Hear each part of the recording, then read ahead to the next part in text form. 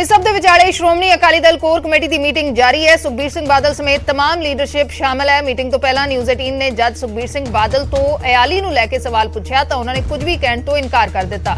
ਸ਼੍ਰੋਮਣੀ ਅਕਾਲੀ ਦਲ ਦੀ core committee ਦੀ meeting ਜਾਰੀ ਹੈ। ਸੁਖਬੀਰ ਸਿੰਘ ਬਾਦਲ ਦੇ ਨਾਲ ਗੱਲਬਾਤ ਵੀ ਕੀਤੀ ਸੀ ਨਿਊਜ਼ 18 ਨੇ। ਇਸ ਮੀਟਿੰਗ ਤੋਂ ਪਹਿਲਾਂ ਤਾਂ ਉਹਨਾਂ ਨੇ ਕਿਹਾ ਸੀ ਕਿ ਸਰਕਾਰ ਦੇ ਖਿਲਾਫ ਜਿਹੜੀ ਹੈ ਉਹ ਰਣਨੀਤੀ ਤਿਆਰ ਕੀਤੀ ਜਾਏਗੀ। ਸਰਕਾਰ ਜੋ ਕੁਝ ਕਰ ਰਹੀ ਹੈ ਉਸ ਦੇ ਖਿਲਾਫ ਰਣਨੀਤੀ ਤਿਆਰ ਕਰਨ ਦੇ ਲਈ ਇਹ ਮੀਟਿੰਗ ਰੱਖੀ ਗਈ ਹੈ। ਨਾਲ ਹੀ ਉਹਨਾਂ ਨੂੰ ਇਹ ਵੀ ਸਵਾਲ ਕੀਤਾ ਗਿਆ कि मनप्रीत अयाली ने पिछले दिनों जो सवाल चुके ने पार्टी लीडरशिप नूं लैके खास करके सवाल चुके ने कि उन्हां नूं लैके कोई चर्चा होएगी तो उन्होंने इस ते कुछ भी कहण तो इनकार कर दिता।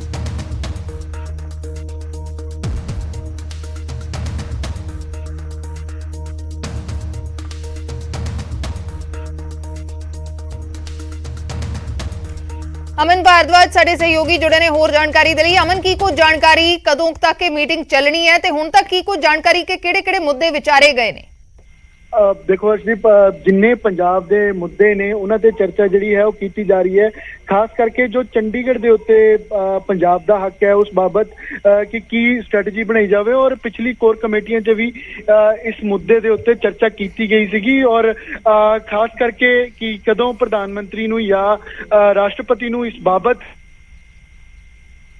इस ते चर्चा की जा रही है। और पंजाब दी हुण जो सिचुएशन है खास करके जो अधिकारी जिस तरीके दे नाल इस्तीफा दे रहे ने या पंजाब दी नूं बाईपास करके दिल्ली तो चलाया जा रहा है, ये इल्जाम जिहड़े अकाली दल वालों लगाए जांदे ने इस ते चर्चा की जा रही है। और पार्टी नूं मजबूत करन नूं लेके कि किवें स्ट्रैटेजी बनाई जावे ताकि मुद्दे ते सरकार नूं भी घेरना है, अकाली दल नूं मजबूत भी करना है और पार्टी दे अंदर किहड़ी नवीं जिम्मेदारियां देण दी जरूरत है, किहड़े नवें चेहरे उभारन दी जरूरत है, उस ते चर्चा जिहड़ी है की जा रही है। और खास करके मनप्रीत अयाली दे जो बागी तेवर सिगे उसते भी पार्टी विचार कर रही है कि कोई अजिहा मैसेज ना अकाली दल दा जावे कि लीडरशिप ने की कोई कार्रवाई की है। और जो चुंदा कमेटी दी सुझाव ने जो रिपोर्ट आई सी उसते भी मंथन किया जा रहा है कि लीडरशिप के अंदर क्या क्या तब्दीलियां करने की जरूरत है, क्या माझा मालवा दुआबा जोन के अंदर वंड के प्रधान लगाए जान, SGPC तो अलावा जिहड़ी कोर कमेटी है उसके अंदर किहड़े नवें चेहरिਆਂ ਨੂੰ शामिल किया जाए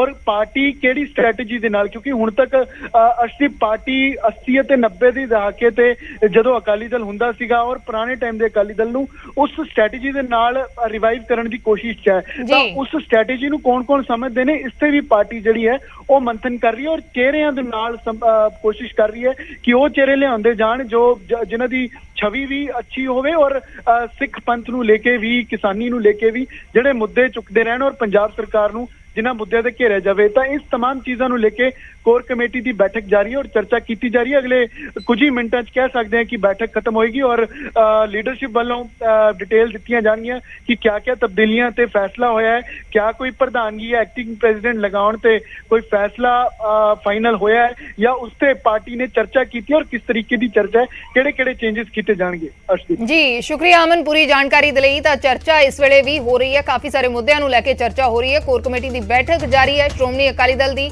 ਤੇ ਕੁਝ ਹੀ ਸਮੇਂ ਦੇ ਬਾਅਦ ਇਹ ਬੈਠਕ ਖਤਮ ਹੋਏਗੀ ਜਿਸ ਤੋਂ ਬਾਅਦ ਇੱਕ ਪ੍ਰੈਸ ਕਾਨਫਰੰਸ ਅਕਾਲੀ ਦਲ ਦੇ ਵੱਲੋਂ ਕੀਤੀ ਜਾਏਗੀ। ਹਾਲਾਂਕਿ ਸੁਖਬੀਰ ਸਿੰਘ ਬਾਦਲ ਦੇ ਨਾਲ ਜਦੋਂ ਮੀਟਿੰਗ ਤੋਂ ਪਹਿਲਾਂ ਗੱਲਬਾਤ ਕੀਤੀ ਗਈ ਉਹਨਾਂ ਨੂੰ ਪੁੱਛਿਆ ਗਿਆ ਕਿ ਕੀ ਮਨਪ੍ਰੀਤ ਅਯਾਲੀ ਦੀਆਂ ਜਿਹੜੀਆਂ ਸਟੇਟਮੈਂਟਸ ਨੇ ਉਹਨਾਂ ਨੂੰ ਲੈ ਕੇ ਚਰਚਾ ਹੋਏਗੀ ਤਾਂ ਉਹਨਾਂ ਨੇ ਇਸ ਤੇ ਕੁਝ ਵੀ ਕਹਿਣ ਤੋਂ ਇਨਕਾਰ ਕਰ ਦਿੱਤਾ ਸੀ।